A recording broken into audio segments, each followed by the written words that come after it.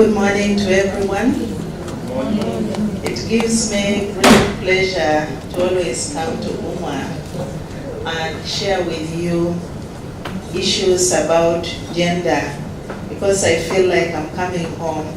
I'm talking with those whom I'm closer to, other than when I just talk about gender theories in my classroom at the School of Women and Gender Studies. So I'm indeed very honored to be giving you a few remarks as we give the awards to the media houses today.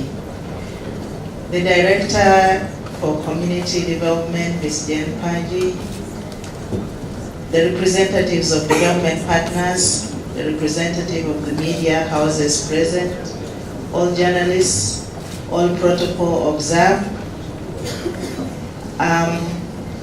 This issue of gender, when it comes to gender in the media, is something that should be part of our daily menu as we read, as we watch TV, as we interact with each other, because we are part of a society that's gendered.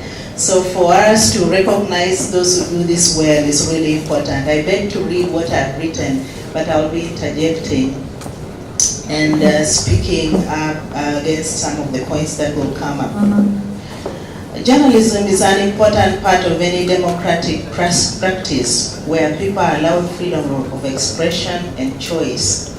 Media, and I mean newspaper, radio, television, and new technologies like social media with all its various forms are a part of culture and society.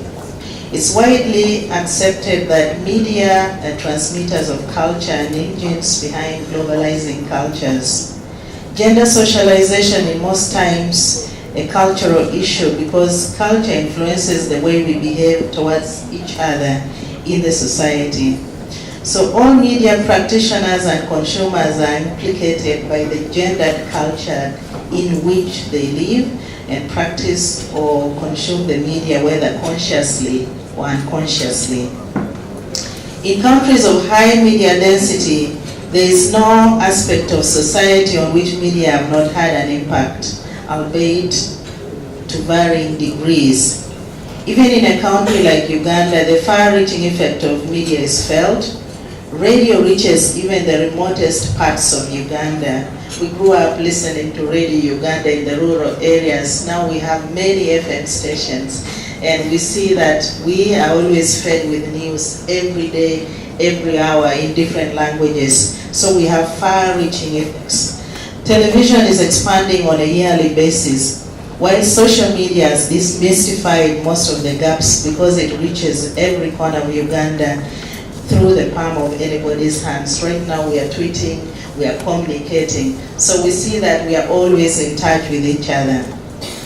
Media can also be framed as social actors in and of themselves with the power to give impetus to social development.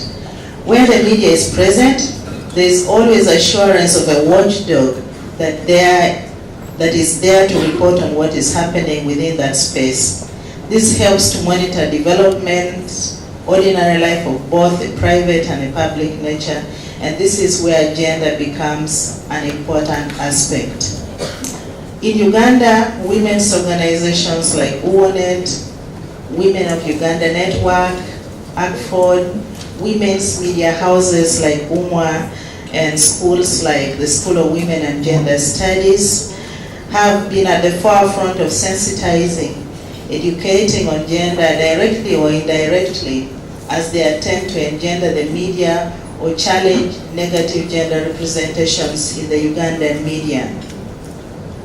This award is therefore, to me, a fantastic initiative that promises to open up dialogue about the need to engender the media further. It will create awareness through recognition of those media personalities and media houses who have gone out of their way to make their reporting and interactions with the public and media houses gender responsive. It's a great initiative to me that needs to be molded, that needs to be nurtured, that needs to be sustained, and I hope we'll sustain this for years to come until we see that all media houses are gender responsive. Standard journalistic practice, no matter which day, really requires gender sensitivity in writing, and this should be part of what we need to do on a daily basis.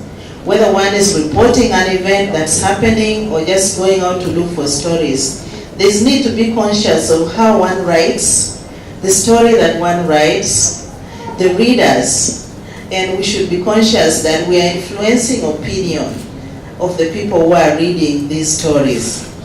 One should therefore strive to present sex disaggregated analysis. And I say sex here because sex then goes into gender disaggregated data or gender analysis. Gender analysis of news helps us to understand how present are the women in the news, how present are the men in the news, and I think that's really important so that we know a whole package of what is being communicated.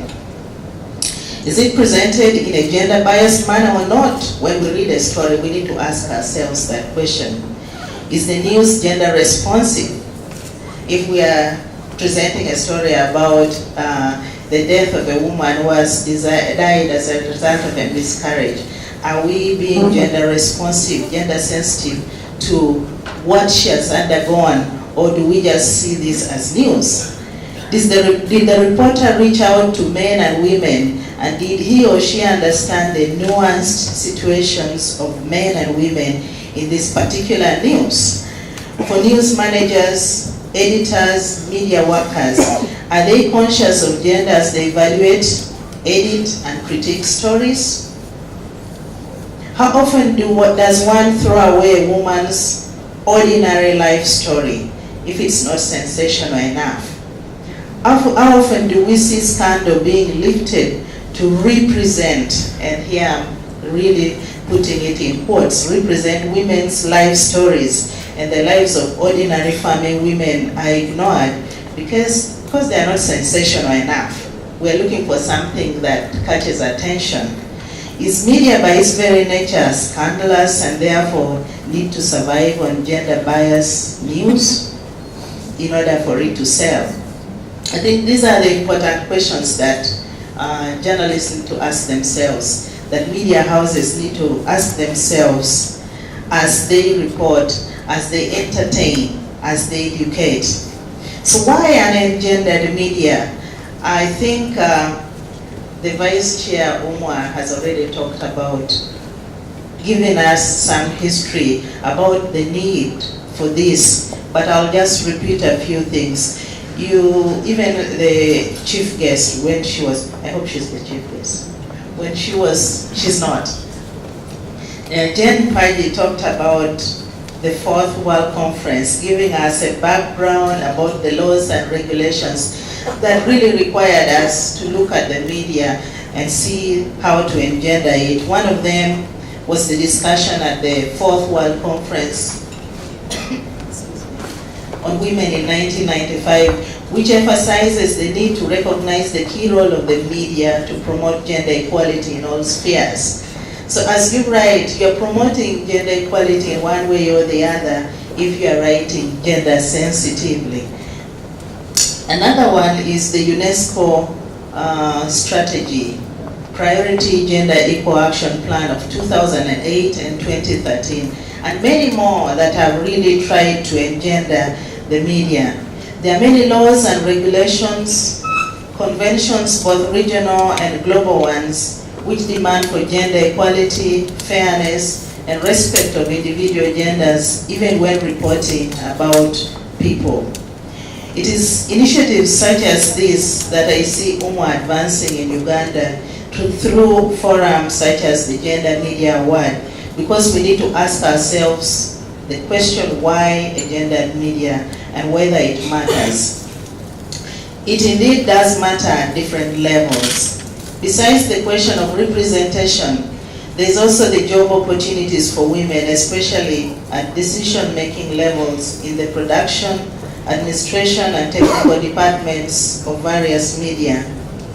Gender equality in the media recognizes the similarities between women and men, boys and girls, equal strengths, capabilities, freedom to be, to aspire to achieve what they set out to do.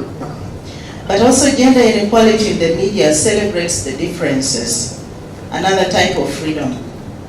The communities for women, the freedom for women and men to meet as equals in the same boardrooms, offices, communities, news, cast, movies, or even advertisements, despite their differences.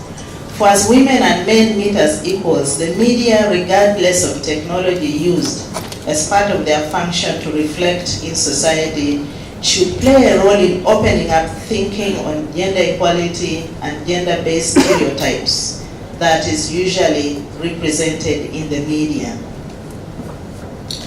The media plays a great role in shaping public opinion. So if the media is gender insensitive, it undermines the